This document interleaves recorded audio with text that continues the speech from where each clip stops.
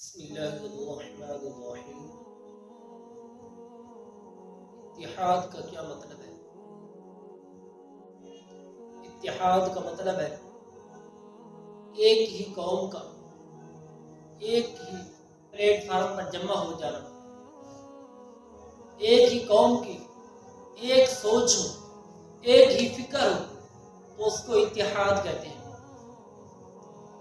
اگر قوم کا ایک شے میں اتفاق ہو، دوسری شے میں اختلاف ہو تو اس کو نفاق کہتے ہیں، اتحاد نہیں کہتے۔ اگر ایک سکول کے عملے کا ایک طرف اختلاف ہو، دوسری طرف اتحاد ہو تو اس کو اتحاد نہیں کہتے، اس کو نفاق کہتے ہیں۔ اگر مدرسہ میں ایک طرف عملے کا اتحاد ہو، دوسری طرف اختلاف ہو تو اس کو اتفاق نہیں کہتے، اس کو نفاق کہتے ہیں۔ اگر ایک ہی قوم ان کا ایک مسئلے میں اختلاف ہو، دوسرے مسئلے میں اتحاد ہو تو اس کو اتفاق نہیں کہتے۔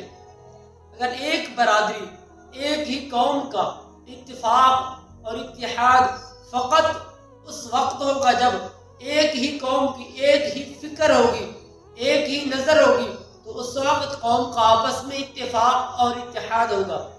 حضور علیہ السلام کا فرمان عالی شان، اتفاق میں بہت بڑی برکت ہے۔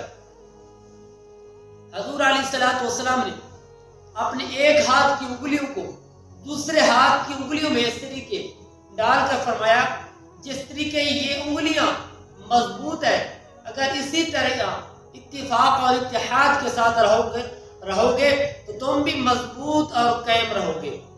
دعا ہے اللہ ہمیں اتفاق اور اتحاد کے ساتھ رہنے کی توفیق عطا فرمائے۔